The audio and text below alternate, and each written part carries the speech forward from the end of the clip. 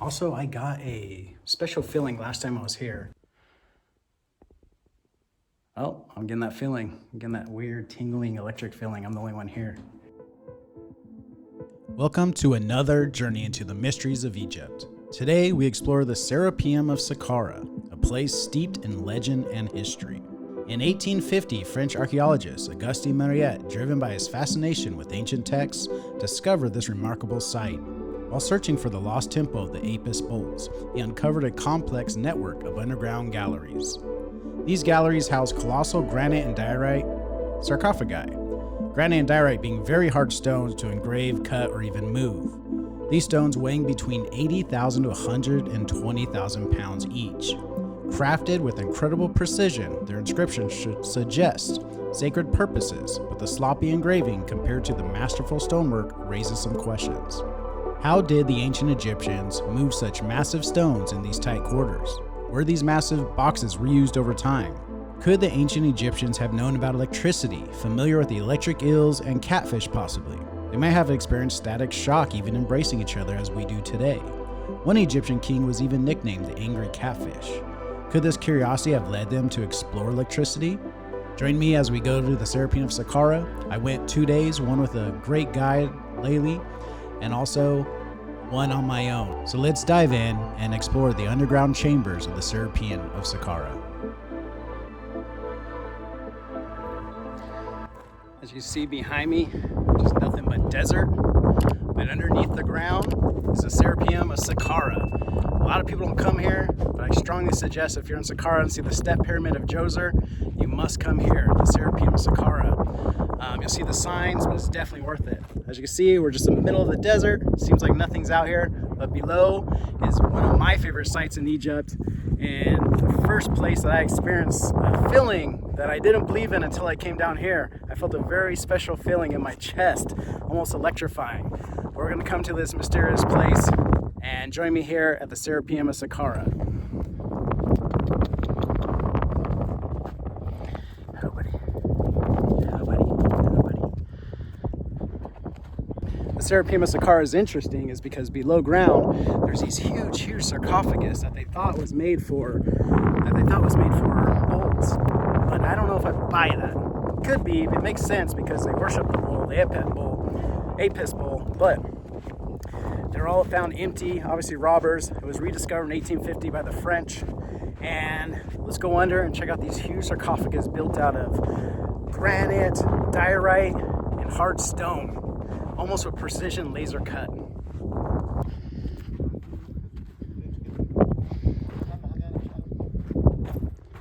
Assalamu alaikum.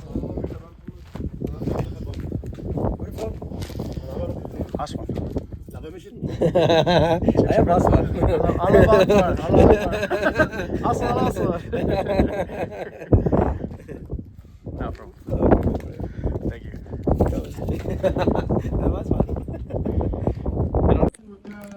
Now we're entering down into the entrance to the Serapeum of Saqqara.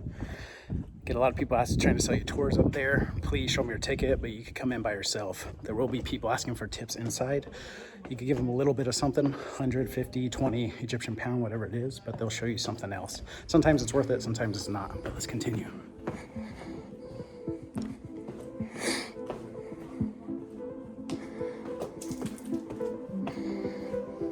Assalamu alaikum.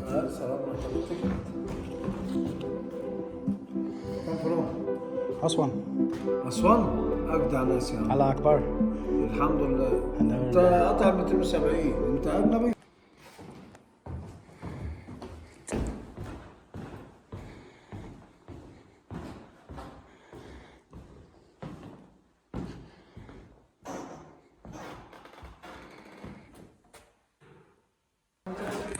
And this one has something interesting. This carving is one of the most important carving that we have because it's an evidence, a conclusive evidence, because that the Egyptian history wasn't only a 30 dynasty, but a 31. 31 dynasty. Yeah, because it says in the second year of the second month of inundation, the king Shabaka year, Catfish, sorry, king of Upper and Lower Egypt was ruling Egypt. إيه الأخبار? هنا في المقبرة As you جوه can ايه؟ see, here this is his cartouche.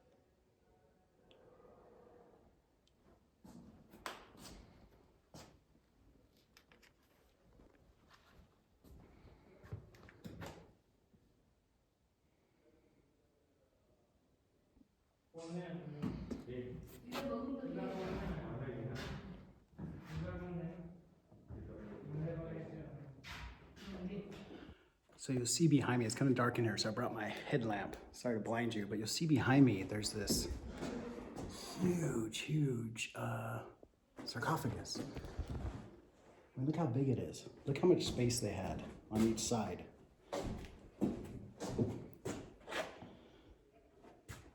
These things weighed like 60 tons. I'm just gonna take this off. Look over here. A lot. There's 24 of these in here, all in these little chambers. Some are tight fitted, some are looser like this. They claim they're 4 mummified bulls, but I don't know if I believe that. It does make sense. We'll talk further about that. But 24 of these, and one we'll show you later is actually was never placed in the cavern. So the mystery is how do they move these in such tight spaces? Again, you can see this one over here. All were found open when they found it in the 1850s. You can see this one's cracked open. Just massive, massive.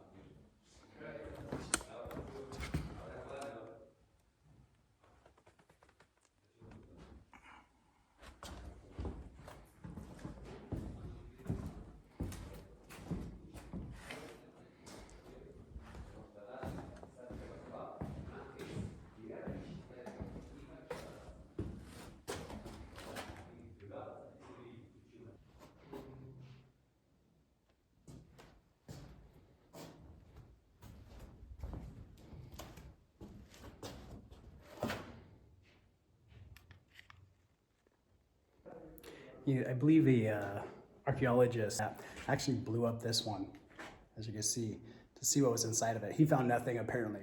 Maybe he didn't tell anybody, but I believe he found nothing.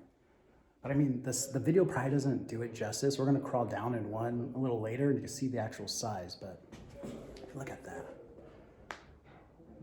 I mean, thick walls.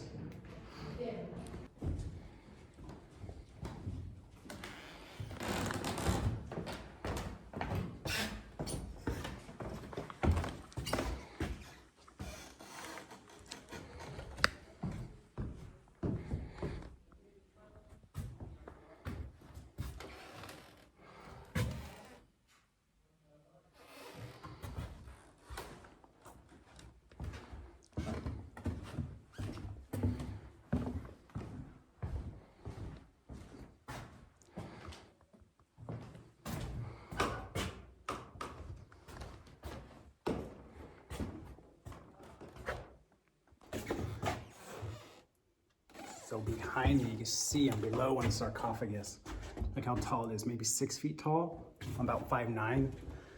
I am 5'9". But look at this, just look under here. Precision laser cut. I mean, if you had a 90-degree square, it'd fit perfectly here. But the weird thing is these inscriptions are rough. Look how rough these lines are.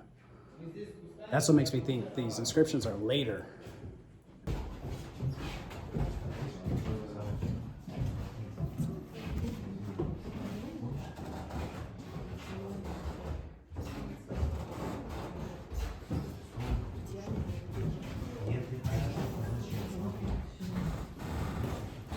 If you see right here in the back of the one they let you come down, there's this huge indention, but it's so smooth. It's not cracked at all. So they polish these stones. I mean, it is so smooth.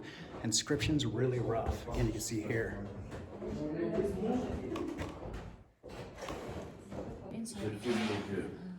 Measurable. We're supposed to have a ruler here to, to show you everything. I usually bring a light, but I forgot. For example, this one. It's rough feeling. You see, the kind of stone itself, if you touch it, it's really smooth. But this inscription and the scratches is like you have a nail and just did that. So who wrote this Not the same magnificently? people. Yeah. What do you think happened here? Because it's still smooth. Maybe they didn't continue or something happened. As you can see here, because if you look here, this is a smooth one too. Yeah. So You think it would be like broken? yeah. And what are they just random? So this is a pretty mysterious place. Yeah. A lot of questions. It's same like the Great Pyramid. It has lots of questions, but it doesn't have the same concentration like the Great Pyramid actually. This is really, really interesting. This is really cool. I can't believe it. This weighs, how much do you think this lid weighs? This one, it will be 20 or 30 tons. 20 or 30 tons. And then this would be This one will be 40 tons. 40 tons, 20 to 30 tons.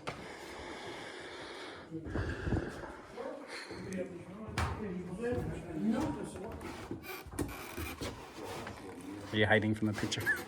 There's a good picture, so. So I just jumped up top, got video inside, had to pay a guy to lift my fat ass up there. But again, I want to talk about these inscriptions. So rough, and the precision cut of the corner is so precise. So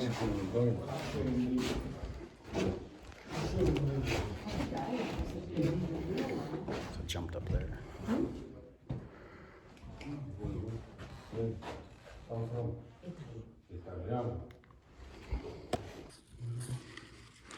One second.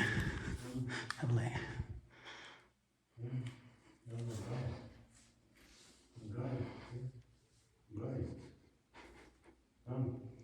Okay.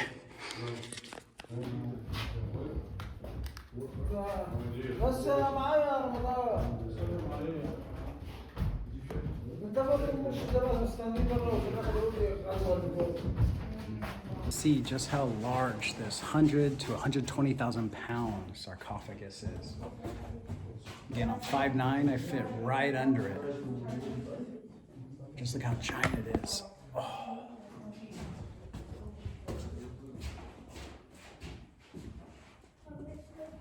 But again, you got these crazy 90-degree cuts, right? 90 degrees right here.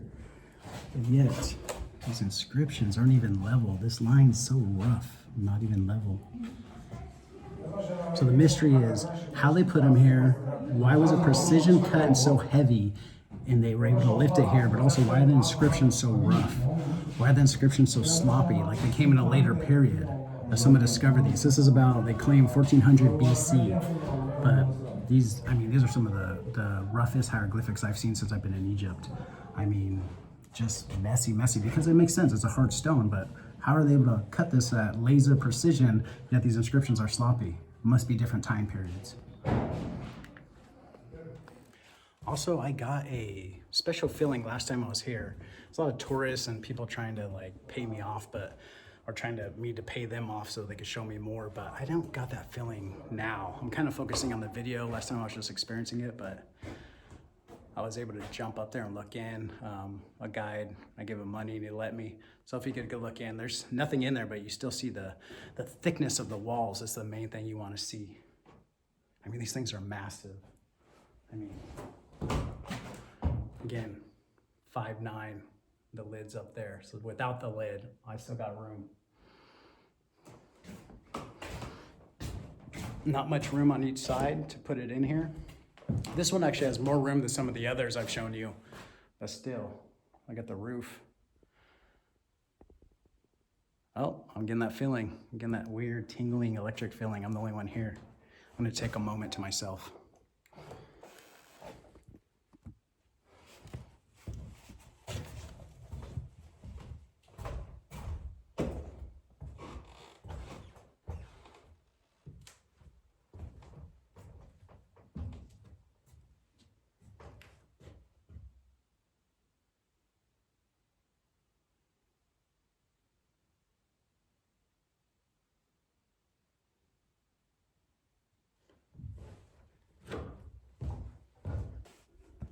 So I'm telling you, I feel something electric when I touch the lid.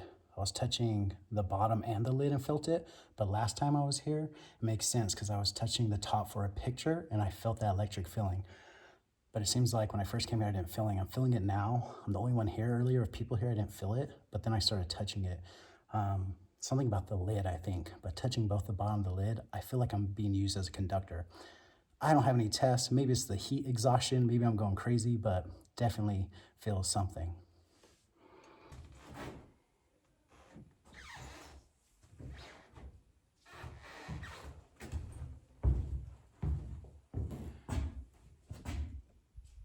This has got to be one of my favorite places in Egypt. And one thing to note as I walk out of the cavern from one of these sarcophagus. Again, there's 24 here. There's large, huge sarcophagus that they say were for the apex bull. Makes sense because they worship the bull in the Old Kingdom.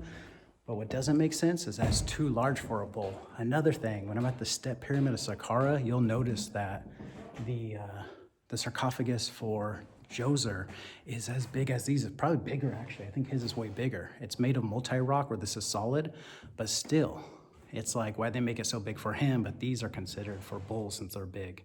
Apparently they found mummified bulls. I don't know if that's true. Something else I want to point out, if you can see here, on top of the lid, there's these indentions of this hard stone, but they're not cracked. They're almost melted in, like a high amount of heat has melted it in and it's still polished. So you would think it would be cracked and rough, but the impressions of it, the only way I could describe it is like a microwave that melted it, which some people call these the batteries, that maybe there was some form of electricity that they were put here, not for bulls, but for batteries. Another thing, electricity. I know it sounds crazy that Egyptians had electricity, but you don't see in these areas, in the pyramids and a lot of temples, when they're building, how they get light in there, especially down here. You'd think you would see soot from fire, but we don't find that. So how did they light this up? Some say mirrors reflected from outside. That's a hard thing to do and has to be a special type of silver mirror and probably wouldn't bring much light in and not even work. But if they had electricity, now why was electricity so crazy back then? Humans make static electricity easily. As you know, as a kid, running around, you'll shock your friend. A catfish that were here in Egypt, even one of the kings was called the angry catfish, and electric eels. Egyptians were aware of this. Ancient man was viewing his surroundings, animals, nature, the stars. So he would know that there was some type of force, this electrical force, the static electricity, and he would try to understand it and try to mimic it. So why can't we believe that they did? Maybe it wasn't a light bulb, maybe it wasn't nothing like that. But even some stones under pressure give off a glow, who knows? But I don't think electricity is that far-fetched of an idea when you realize that it's in the animal kingdom. So I think the most interesting thing is if you see the almost laser cut precision on these hard stones, some being diorite, granite. Check out this corner.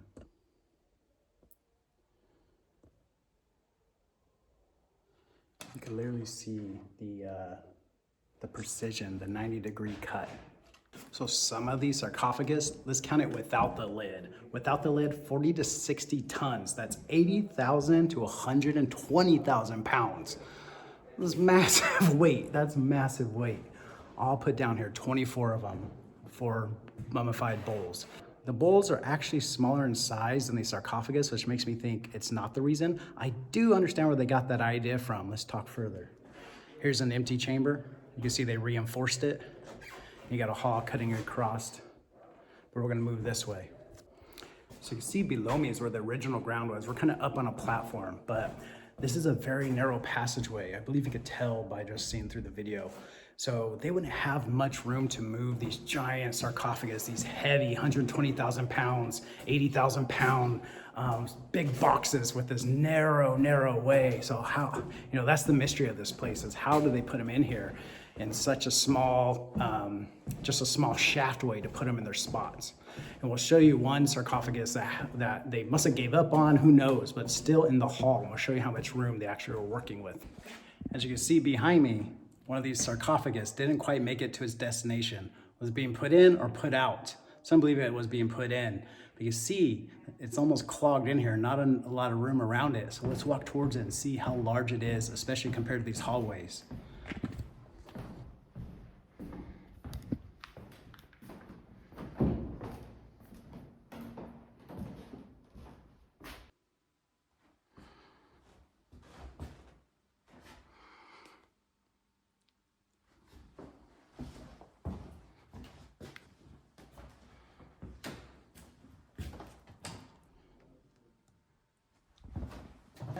Another thing is this stone's not as precise as the others. It's almost like they put it in place and then they would shape it, make sure it's accurate at 90-degree angles, chisel it down, use other stones, whatever they use, heat. But yeah, this one you can see,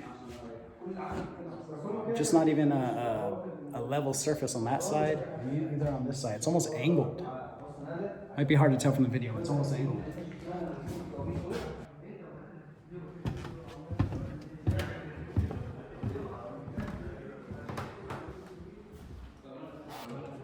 Another thing to mention is this one's rough. That's why I think it was going in. I think they polished them on the inside because this one's completely rough, not polished like all the others. Again, there's 24 of these in here.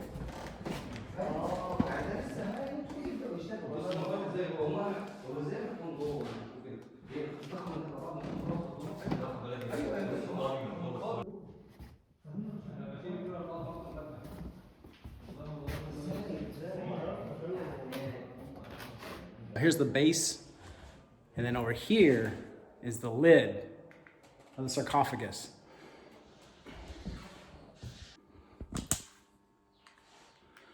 Again, this lid is rough, just like the base. Obviously they moved, it looks like they moved the base in first, then the lid, and it's very rough. Also around the chamber, you see all these little shelves, which are used for, you know, you would think candles, but there's not a lot of soot. There is some soot here, but that could be from years later, I think. So I think even the Romans and possibly even the Greeks and maybe even the Romans used this. And I think they shut it down because they didn't want the worship of the bull. One theory actually is the lid. One theory I'm just thinking right now is the lid has a huge redention on this side. You probably see right there. So maybe these stones were indented, maybe damaged, and when they brought them in, they polished them. So that would explain that polished dents I was talking about earlier where I thought it was heating. Could just be that they were dented before they took them in here, then polished them and did their best with the errors in the stone.